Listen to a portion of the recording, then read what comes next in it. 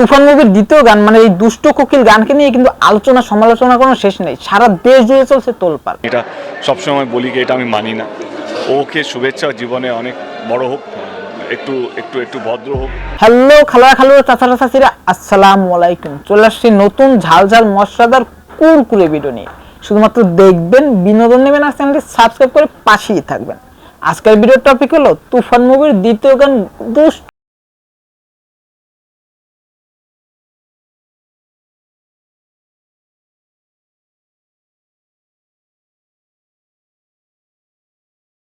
এই গানটিকে নিয়ে যেন আলোচনা সমালোচনার কোনো শেষই হচ্ছে না। তুফান মুভির এই গানটির খোলামেলা পোশাক নিয়ে সারা বাংলাদেশে যেমন সমালোচনা করছে, তেমন কিন্তু ভারতেও সমালোচনা হচ্ছে, মানে দেবও কিন্তু কথায় ছাড়লো না। এটা সবসময় বলি কি এটা আমি মানি না। ওকে শুভেচ্ছা, জীবনে অনেক বড় হোক, একটু একটু একটু ভদ্র হোক।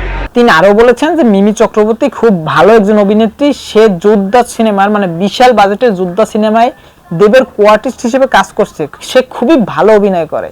হ্যাঁ, আমরাও মানি যে মিমি চক্রবর্তী খুবই ভালো একজন অভিনেত্রী, সে অনেক ভালো অভিনয় করে, কিন্তু তার এই দুষ্ট কোকিল গানের খোলামেলা পোশাকটি কারো কাছেই ভালো লাগেনি, মানে দর্শকদের কাছে মোটেই ভালো লাগেনি। তাই তুফান মুভি যেমন ভাইরাল, তেমনই তার ড্রেস আপের জন্য দুষ্ট কোকিল গানটিও সমালোচনার দিক থেকে ভাইরাল না, মানে দর্শক তাকে ভালোবাসে, যার কারণে তার এই ড্রেস আপটি তারা কোনোভাবেই মেনে নিতে পারছে না।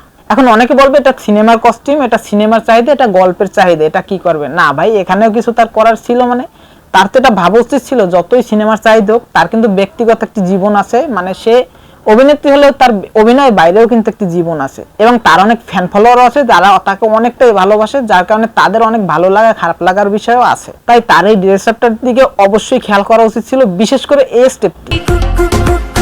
হ্যাঁ, আপনি হতে পারেন একজন অভিনেত্রী বা হতে পারেন একজন অনেক বড় মাপের সেলিব্রিটি, তবে আপনার সবার আগে মনে রাখতে হবে আপনার সবচেয়ে বড় পরিচয় কিন্তু আপনি একজন নারী। আমি জানি না আমার এই কথাগুলো কে কিভাবে নিবে ভাই, তবে এটা আমার কথা না, এটা দর্শকদের কথা। সো আজকের ভিডিও ছিল এই পর্যন্তই, দেখাবেন নতুন কোনো মশলাদার কুরকুরে ভিডিওতে।